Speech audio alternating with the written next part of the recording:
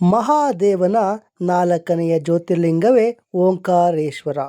ಇದು ಮಧ್ಯಪ್ರದೇಶದ ಖಂಡ್ವಾ ಜಿಲ್ಲೆಯಲ್ಲಿರುವ ನರ್ಮದಾ ನದಿಯ ದಡದಲ್ಲಿದೆ. ಇಲ್ಲಿ ಶಿವನ ಎರಡು ಮುಖ್ಯ ದೇವಾಲಯಗಳಿವೆ. ಒಂದು ಓಂಕಾರೇಶ್ವರಕ್ಕೆ ಸಂಬಂಧಿಸಿದ್ದು ಓಂಕಾರದ ಭಗವಂತನೆಂದು ಕರೆಯಲಾಗುತ್ತದೆ, ಇದು ದ್ವೀಪದಲ್ಲಿದೆ. ಇನ್ನೊಂದು ಅಮಲೇಶ್ವರ, ಅದು ಅಮರ ಭಗವಂತ ಎಂದು ಕರೆಯಲಾಗುತ್ತದೆ. ಇದು ಭೂಭಾಗದಲ್ಲಿ ನರ್ಮದಾ ನದಿಯ ದಕ್ಷಿಣ ದಂಡೆಯಲ್ಲಿದೆ. ಸ್ನೇಹಿತರೆ, ಪ್ರತಿಯೊಂದು ಜ್ಯೋತಿರ್ಲಿಂಗಕ್ಕೆ ಇರುವಂತೆ ಓಂಕಾರೇಶ್ವರ ಜ್ಯೋತಿರ್ಲಿಂಗಕ್ಕೂ ತನ್ನದೇ ಆದ ಪುರಾಣ ಕಥೆ ಇದೆ.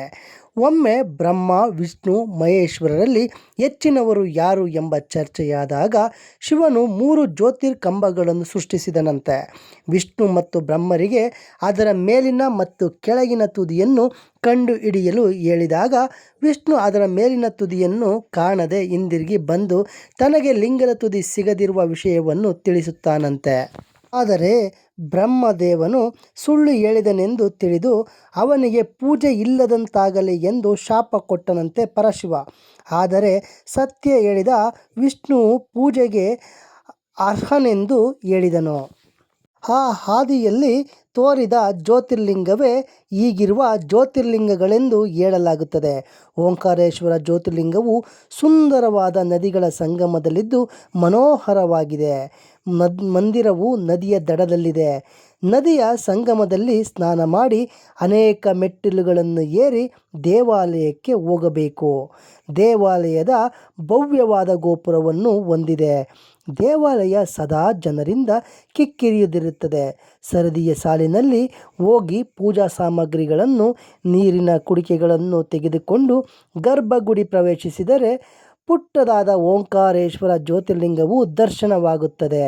ಗೋಲಾಕಾರದ ಸಣ್ಣ ಲಿಂಗ ನಿರಾಕಾರ ಈಶ್ವರನನ್ನು, ಪ್ರಕೃತಿಯ ಮೂಲತತ್ವವನ್ನು ಪ್ರತಿನಿಧಿಸುತ್ತದೆ. ಇಲ್ಲಿ ಪೂಜಾ ಸಂಕಲ್ಪಗಳನ್ನು, ಅಭಿಷೇಕವನ್ನು ಗೈಯಲು ಅನೇಕ ಅರ್ಚಕರು ಸಿಗುತ್ತಾರೆ. ಭಕ್ತರು ಸ್ವತಃ ಅಭಿಷೇಕ ಮಾಡಿ ಪೂಜೆ ಮಾಡಿ ಸಂತೋಷ ಕೂಡ ಗಳಿಸಬಹುದು. ಮಂದಿರ ಒಳಗಡೆ ಅನೇಕ ದೇವತೆಗಳ ಮೂರ್ತಿಗಳಿವೆ. ವಿಶೇಷವೆಂದರೆ ಇಲ್ಲಿ ಪರಮಾತ್ಮನಿಗೆ ಬಿಲ್ವ ಪತ್ರೆಯ ಜೊತೆಗೆ ತುಳಸಿ ಪತ್ರೆಯನ್ನು ಅರ್ಪಿಸಲಾಗುತ್ತದೆ.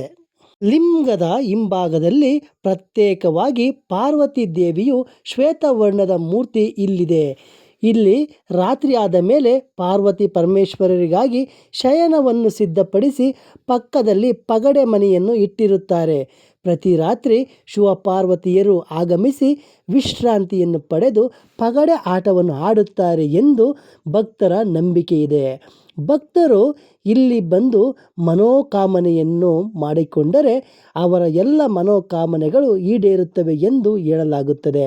ವಿಶೇಷವೆಂದರೆ ಇಲ್ಲಿ ದೇವರಿಗೆ ಅರ್ಪಿಸಿದ ನೈವೇದ್ಯವನ್ನು ಭಕ್ತರು ಸೇವಿಸುವ ಪದ್ಧತಿ ಇಲ್ಲ. ಕಾರ್ತಿಕ ಪೌರ್ಣಮಿ ಎಂದು ಇಲ್ಲಿ ಬಹು ಜೋರಾಗಿ ಜಾತ್ರೆ ನಡೆಯುತ್ತದೆ. ಪ್ರತಿ ಅಮಾವಾಸ್ಯೆ ಮತ್ತು ಏಕಾದಶಿ ಎಂದು ಹೆಚ್ಚಿನ ಸಂಖ್ಯೆಯಲ್ಲಿ ಜನರು ಇಲ್ಲಿ ಸೇರುತ್ತಾರೆ. ಸ್ಥಳ ಪುರಾಣದ ಬಗ್ಗೆ ಪುರಾಣಗಳಲ್ಲಿ 3 ದಂತಕಥೆಗಳಿವೆ. ಅವುಗಳಲ್ಲಿ ಮೊದಲನೆಯದು ಸೂರ್ಯವಂಶದ ಚಕ್ರವರ್ತಿ ಮಂದಾತನು ಇಲ್ಲಿ ತಪಸ್ಸು ಮಾಡಿದನೆಂದು ಸ್ಥಳ ಪುರಾಣ ಹೇಳುತ್ತದೆ. ಒಮ್ಮೆ ನಾರದ ಮುನಿಗಳು ವಿಂಧ್ಯ ಪರ್ವತಕ್ಕೆ ಬಂದು ಅದರ ಅಧಿಪತಿಯಾದ ವಿಂಧ್ಯನಿಗೆ, ಹತ್ತಿರದ ಮೇರು ಪರ್ವತವು ನಿನಗಿಂತ ಎತ್ತರ ಇರುವುದರಿಂದ ಮೇರು ನಿನಗಿಂತ ಶ್ರೇಷ್ಠನು ಎನ್ನಿಸಿದ್ದಾನೆ ಎಂದನಂತೆ. ಅದಕ್ಕೆ ವಿಂಧ್ಯನು ಶಿವನನ್ನು ಕುರಿತು ತಪಸ್ಸು ಮಾಡುತ್ತಾನೆ. ಅವನ ತಪಸ್ಸಿಗೆ ಮೆಚ್ಚಿದ ಶಿವನು ವಿಂಧ್ಯನಿಗೆ ಹೇಳುತ್ತಾನೆ, ನನ್ನ ಸ್ವರೂಪವನ್ನು 2 ಭಾಗ ಮಾಡಿ ಒಂದು ಓಂಕಾರೇಶ್ವರ, ಇನ್ನೊಂದು ಪಾರ್ಥಿವ ರೂಪ ಅಮರೇಶ್ವರ ಎಂದು ವಿಭಾಗ ಮಾಡಿ ಪೂಜಿಸಲು ಹೇಳುತ್ತಾನೆ. ಅವನಿಗೆ ಬೇಕಾದ ವರವನ್ನು ಕೊಟ್ಟು ಆದರೆ ನನ್ನ ಭಕ್ತರಿಗೆ ಯಾವತ್ತೂ ಸಹ ತೊಂದರೆ ಕೊಡದಿರಲು ತಿಳಿಸುತ್ತಾನೆ. ಆಗ ಶಿವನ ವರದಿಂದ ವಿಂಧ್ಯನು ಅತ್ಯಂತ ಎತ್ತರಕ್ಕೆ ಬೆಳೆಯುತ್ತಾ ಹೋಗುತ್ತಾನೆ. ನನಗೆ ವಿಂಧ್ಯನು ಸೂರ್ಯಚಂದ್ರರ ಚಲನೆಗೂ ಅಡ್ಡಿ ಉಂಟುಪಡಿಸುವಷ್ಟು ಬೆಳೆದು ಬಿಡುತ್ತಾನೆ. ಆಗ ಭಕ್ತರು ಮತ್ತು ಸೂರ್ಯಚಂದ್ರರು ಹಾಗೂ ದೇವತೆಗಳು ಶಿವಭಕ್ತರಾದ ಮಹರ್ಷಿ ಅಗಸ್ತ್ಯರ ಹತ್ತಿರ ಸಹಾಯ ಕೇಳಿಕೊಳ್ಳುತ್ತಾರೆ. ಆಗ ಮಹರ್ಷಿ ಅಗಸ್ತ್ಯರು ಸಹಾಯ ಮಾಡುವುದಾಗಿ ಮಾತು ಕೊಟ್ಟು ವಿಂಧ್ಯ ಪರ್ವತಕ್ಕೆ ಬರುತ್ತಾರೆ. ವಿಂಧ್ಯ ಪರ್ವತ ಬಂದ ಅವರು ವಿಂಧ್ಯನು ಮಹರ್ಷಿ ಅಗಸ್ತ್ಯರನ್ನು ನೋಡಿದ ಕೂಡಲೇ ಅವರ ಕಾಲಿಗೆ ಬಿದ್ದು ನಮಸ್ಕರಿಸಲು ಹೋಗುತ್ತಾನೆ. ಆಗ ಮಹರ್ಷಿಗಳು, ನಾನು ನಿನ್ನನ್ನು ದಾಟಿ ದಕ್ಷಿಣಕ್ಕೆ ಹೋಗುತ್ತಿರುವುದಾಗಿ ಹೇಳುತ್ತಾರೆ. ಹಾಗೆ ನಾನು ಹಿಂದಿರುಗಿ ಬರುವವರೆಗೂ ಹೀಗೆಯೇ ಬಗ್ಗಿರಲು ಹೇಳಿ ದಕ್ಷಿಣ ಭಾರತಕ್ಕೆ ಹೋದವರು ಅವರು ಮತ್ತೆಂದು ಹಿಂದಿರುಗಿ ಉತ್ತರಕ್ಕೆ ಹೋಗಲೇ ಇಲ್ಲ. ಹೀಗಾಗಿ ವಿಂಧ್ಯನು ಬೆಳೆಯುವುದನ್ನು ನಿಲ್ಲಿಸಿ ಬಗ್ಗಿರುವಂತೆಯೇ ಇದ್ದಾನೆಯಂತೆ. ಶಿವನು ಕಳಿಸಿಕೊಟ್ಟ 2 ಲಿಂಗಗಳು ಇಲ್ಲಿಯೇ ಇದ್ದು ಪೂಜೆಗೊಳ್ಳುತ್ತಿವೆ. ಇವೇ ಓಂಕಾರೇಶ್ವರ ಜ್ಯೋತಿರ್ಲಿಂಗ ಎಂದು ಹೇಳಲಾಗುತ್ತದೆ. ಈ ಜ್ಯೋತಿರ್ಲಿಂಗದ ಬಗ್ಗೆ ಮತ್ತೊಂದು ಪುರಾಣ ಕಥೆ ಇದೆ. ಅದೇನೆಂದರೆ, ದೇವತೆಗಳಿಗೂ ಮತ್ತು ದಾನವರಿಗೂ ಯುದ್ಧ ನಡೆದಾಗ ದೇವತೆಗಳು ದಾನವರಿಗೆ ಸೋತು ದಿಕ್ಕು ಕಾಣದೆ ಶಿವನ ಮೊರೆ ಹೋಗುತ್ತಾರಂತೆ. ಆಗ ಶಿವನು ಓಂಕಾರೇಶ್ವರನಾಗಿ ಬಂದು ದಾನವರನ್ನು ಸೋಲಿಸಿ ಅಲ್ಲಿಯೇ ನೆಲೆಸಿದನಂತೆ ಪ್ರತೀತಿ ಇದೆ. ಶಿವನನ್ನೇ ಓಂಕಾರೇಶ್ವರ ಜ್ಯೋತಿರ್ಲಿಂಗ ಎಂದು ಕರೆಯಲಾಗುತ್ತದೆಯಂತೆ. ಸ್ನೇಹಿತರೆ, ಓಂಕಾರೇಶ್ವರ ದೇವಾಲಯ ನೋಡಿದ ನಂತರ ಅಮಲೇಶ್ವರ ದೇವಾಲಯವನ್ನು ನೋಡಲೇಬೇಕು. ಅಲ್ಲದೆ ಇನ್ನೊಂದು ವಿಶೇಷವೆಂದರೆ, ಇಲ್ಲಿ ನರ್ಮದಾ ನದಿ ಮಣ್ಣಿಂದ ಸಣ್ಣ ಸಣ್ಣ ಲಿಂಗಗಳನ್ನು ಮಾಡಿ ಪೂಜೆ ಮಾಡಿಸುತ್ತಾರೆ. ಈ ಸಣ್ಣ ಶಿವಲಿಂಗ ಪೂಜೆ ಮಾಡಿ ಈ ಸಣ್ಣ ಲಿಂಗ ಪೂಜೆ ಮಾಡಿದರೆ ಮಾತ್ರ ಓಂಕಾರೇಶ್ವರ ದರ್ಶನದ ಪುಣ್ಯ ಲಭಿಸುತ್ತದೆ ಎಂದು ಹೇಳಲಾಗುತ್ತದೆ. ನಂತರ ಅನ್ನಪೂರ್ಣೇಶ್ವರಿ ದೇವಸ್ಥಾನವನ್ನು ನೋಡಲೇಬೇಕಾಗಿರುತ್ತದೆ. ಇಲ್ಲಿ ಕಾಳಿ ಮತ್ತು ಸರಸ್ವತಿಯರು ಸಹ ಇದ್ದಾರೆ. ಕೊನೆಯಲ್ಲಿ ಋಣಮುಕ್ತೇಶ್ವರನ ದರ್ಶನ ಮಾಡಲೇಬೇಕು. ಇಲ್ಲಿ ದೇವರಿಗೆ ಕಡಲೆಬೇಳೆ ಅರ್ಪಿಸಿದರೆ ಎಲ್ಲ ಋಣಗಳಿಂದ ಮುಕ್ತಿ ದೊರೆಯುವುದೆಂದು ಹೇಳಲಾಗುತ್ತದೆ. ಓಂಕಾರೇಶ್ವರನಿಗೆ ರಾತ್ರಿ ದೀಪೋತ್ಸವ ಅತ್ಯಂತ ವೈಭವದಿಂದ ನಡೆಯುತ್ತದೆಯಂತೆ. ಪ್ರತಿದಿನ ಓಂಕಾರೇಶ್ವರನಿಗೆ ರಾತ್ರಿ ದೀಪಾರತಿ ನಡೆಯುವುದು. ದೀಪಾರತಿಯನ್ನು ನೋಡಲು ತುಂಬ ಚೆನ್ನಾಗಿರುವುದಂತೆ. ಎಲೆಗಳನ್ನು ಬಟ್ಟಲಿನಂತೆ ಮಡಚಿ ಮಧ್ಯದಲ್ಲಿ ಎಣ್ಣೆ ಬತ್ತಿ ಇಟ್ಟು ದೀಪ ಹಚ್ಚಿ ನದಿಯಲ್ಲಿ ತೇಲಿ ಬಿಡುತ್ತಾರೆ. ಸಾವಿರಾರು ಸಂಖ್ಯೆಯಲ್ಲಿ ನದಿಗಳಲ್ಲಿ ದೀಪಗಳು ಹರಿದು ಹೋಗುತ್ತವೆಯಂತೆ. ಹೋಗುವ ದೃಶ್ಯ ತುಂಬ ಅವಿಸ್ಮರಣೀಯವಾಗಿರುವ ದೃಶ್ಯವಾಗಿದೆ ಎಂದು ಹೇಳಲಾಗುತ್ತದೆಯಂತೆ. ಸ್ನೇಹಿತರೆ, ಈ ಓಂಕಾರೇಶ್ವರ ಜ್ಯೋತಿರ್ಲಿಂಗವನ್ನು ಶ್ರಾವಣ ಮಾಸದಲ್ಲಿ ದರ್ಶಿಸುವುದರಿಂದ ತುಂಬ ಅನುಕೂಲವಿದೆ.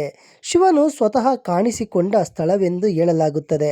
ಇವನು ಇಲ್ಲಿ ಬೆಳಕಿನ ರೂಪದಲ್ಲಿ ಕುಳಿತಿದ್ದಾನಂತೆ. ಪ್ರಣವ ಓಂಕಾರೇಶ್ವರ ಜ್ಯೋತಿರ್ಲಿಂಗ ದರ್ಶನವನ್ನು ಮಾಡುವುದರಿಂದ ಸಕಲ ಪಾಪಗಳು ನಾಶವಾಗುತ್ತವೆ ಎಂದು ಹೇಳಲಾಗುತ್ತದೆ. ಓಂಕಾರೇಶ್ವರನು ಅತ್ಯುತ್ತಮ ಯಾತ್ರಾ ಸ್ಥಳವಾಗಿದೆ. ಸೃಷ್ಟಿಕರ್ತ ಬ್ರಹ್ಮನ ಬಾಯಿಂದ ಓಂಕಾರವನ್ನು ಮೊದಲು ಉಚ್ಚರಿಸಲಾಯಿತು. ವೇದಗಳು ಕೂಡ ಓಂ ಇಲ್ಲದೆ ಪ್ರಾರಂಭವಾಗುವುದಿಲ್ಲ. ಅದೇ ಓಂಕಾರದ ರೂಪ ಇಲ್ಲಿದೆ.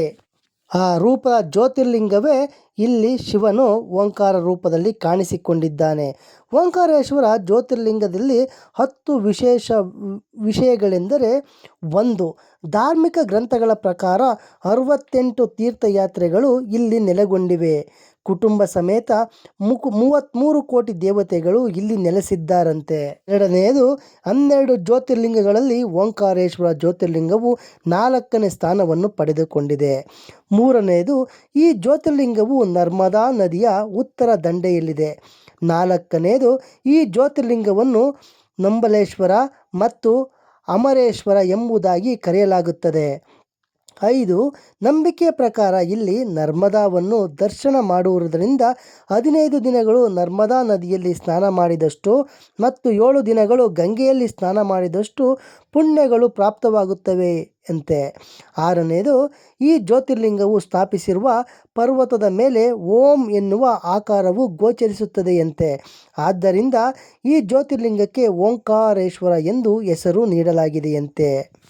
7ನೆಯ ವಿಶೇಷತೆ, ಯಾವುದೇ ಯಾತ್ರಿಕರು ದೇಶದ ಎಲ್ಲ ತೀರ್ಥಯಾತ್ರೆಗಳನ್ನು ದರ್ಶನ ಮಾಡಬಹುದು ಎನ್ನುವ ನಂಬಿಕೆ ಇದೆ.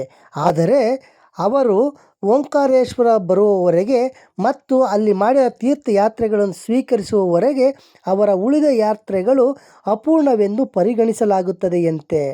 8ನೇಯದು, ಶಿವನ ಪ್ರತಿದಿನ 3 ಲೋಕಗಳನ್ನು ಸಂದರ್ಶಿಸಿ ನಂತರ ಇಲ್ಲಿಗೆ ಬಂದು ವಿಶ್ರಾಂತಿ ಪಡೆಯುತ್ತಾನೆ ಎಂಬ ನಂಬಿಕೆ ಈ ಸ್ಥಳದ ಕುರಿತು ಇದೆ. 9.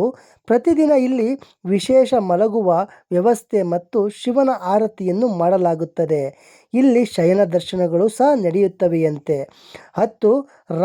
ಶ್ರಾವಣ ಮಾಸದಲ್ಲಿ ಇಲ್ಲಿ ಹೆಚ್ಚಿನವರು ಜ್ಯೋತಿರ್ಲಿಂಗ ದರ್ಶನ ಪಡೆಯಲು ಬರುತ್ತಾರೆ. ಈ ಸಂದರ್ಭದಲ್ಲಿ ಯಾತ್ರಾರ್ಥಿಗಳು ಓಂಕಾರೇಶ್ವರನ ಜ್ಯೋತಿರ್ಲಿಂಗ ದರ್ಶನ ಪಡೆಯದೇ ಇದ್ದರೆ ಅವರ ಯಾತ್ರೆಯು ಅಪೂರ್ಣ ಎಂಬುದಾಗಿ ಕರೆಯಲಾಗುತ್ತದೆ. ಸ್ನೇಹಿತರೆ, ಹೀಗೆ 4ನೆಯ ಮತ್ತು ತುಂಬ ಅಪರೂಪದ ಜ್ಯೋತಿರ್ಲಿಂಗವಾದ ಓಂಕಾರೇಶ್ವರ ಪುರಾಣ ಕಥೆ ಹೀಗಿದೆ.